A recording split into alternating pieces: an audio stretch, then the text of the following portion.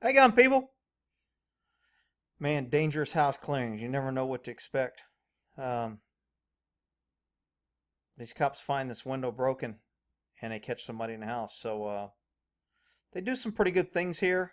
Um, let's take a look at kind of what they do. Give us your hands! Give us your hands! So he gives a challenge. He hears them moving around. He knows somebody's in there.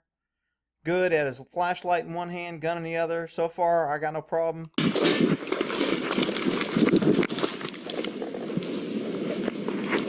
There's someone inside. Okay, come into this corner of the house. Normally, if you pick two corners of a house, you can clear it. So he moved here. That way he can see the front of the house and he can see the side of the house.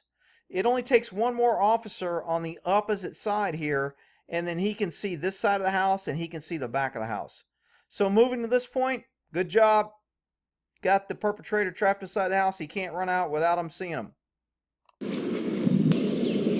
Get some more units there. They get the house surrounded. Hey, we got the house surrounded. Come on out. Person's not listening. Makes him a no person. You got guns. You know they're in there. Cops got guns. You know what happens next. Can't get it. Okay, got the shield. Got multiple people. Flashlights. 1, 2 flashlight. This guy's got a shield with a gun in one hand. Going in because the guy refused to come out. Pretty scary. Hope they had a donut before they went in there. Okay, so this is where tactically bad move. This guy goes in here and the other two guys enter another area. When you're entering a house, you don't want to enter from multiple locations. Tactical wise, that's a nightmare. That's how you end up getting into crossfires. That's how you end up getting startled when one of your partners opens the door and you think it's the bad guy, or you both, and I've actually been in this situation, both of you grab the doorknob at the same time and it won't move.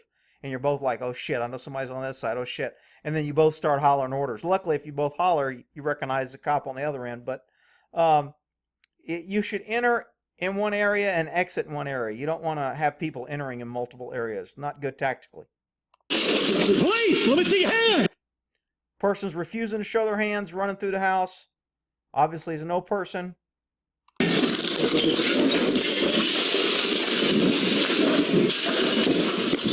a deer. It's a deer. It's a deer. It's a deer. So they didn't know this before. They spent all this government money out there surrounding and doing this house. Rick, you know they can't. I know they can't know. I mean, shit happens. But broken window, hearing running, 4 feet, claws on the floor. You would think there'd be a clue it was a deer. I bet there's deer poop somewhere. But I digress. Let's see how they handle it. It's a deer. Stand down. Okay, he made sure everybody knew he verbally did that. That's pretty good, unless burglars start carrying deers around with them. Because now every burglar watching this is like, dude, all we got to do is have a deer with us. When the cops come in, they'll just stand down because they think it's a deer. But I digress. I'm going to talk a little bit about pressure and release and giving an animal an escape route and how to funnel or track an animal in the right direction. These guys are standing in front of the door, creating these pressure points. Remember, to an animal that's trying to flee, any human creates a pressure point. And they always run away, especially prey animals like a deer. They run away from pressure.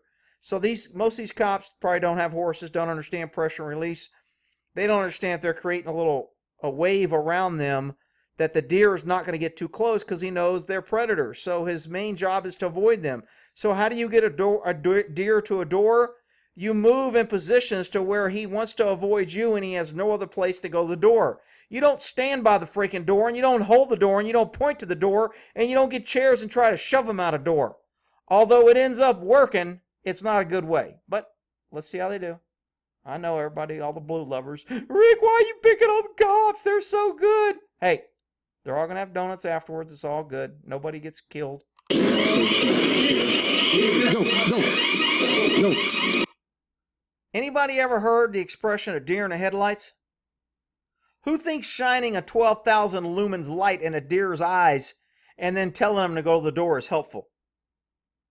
See, nobody's thinking, and these are little things that you just think about, especially the horses, because, I mean, horses have great night vision, but it takes them 30 minutes to get it. Deer, same way. Because they have so many cones and rods are different than the humans, their night vision is much better so they can see predators. Well, when you shine bright sunlight in their eyes, it takes that away. So they literally run around blind. That's why the deer in the headlights, a deer usually freezes. Because a prey animal can either fight, flight, or freeze. He doesn't want to jump into danger. He doesn't want to run into danger. So when he can't see, they freeze. So what do these guys do? They shine lights and they try to tell them to get to the door. This is my animal behavior side coming out. I know not all cops need to be animal guys, but I'm just telling you.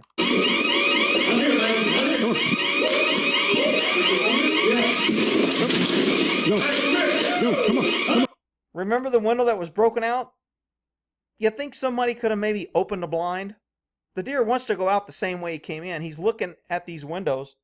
Maybe if one of these blinds were open, the deer could find its way out. Rick, why are you getting all technical? You can't. Common sense is superpower. You can't be expecting these guys to be thinking, all right, whatever. No.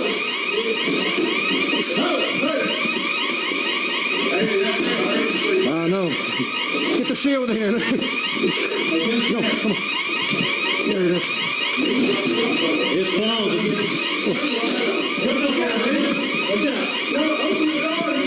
Well, this will make the deer feel more trusting and comfortable. I'll just stab it with chair legs. That'll work. That always works when an animal's scared of you. I'll shine lights in his eyes so it can't see. I'll have a freaking alarm going off in the background, further confusing it. I'll have 10 people hollering orders, and then I'll get a chair and I'll stab it. Brilliant. What could go wrong? Open the door. Open the door.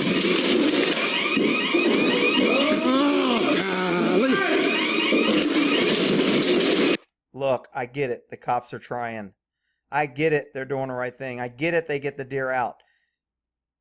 I'm just saying it could have been done more efficiently had somebody had a little bit more knowledge. So don't become here crying that I'm picking on the cops.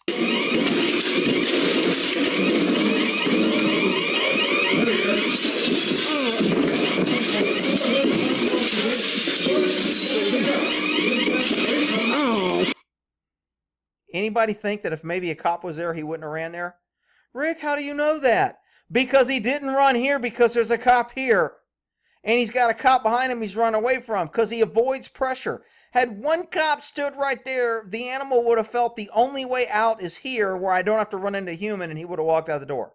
But when he comes out, there's a cop here and there's a cop here, and he takes the path of least resistance, fleeing from pressure, away from pressure, and he goes out the door.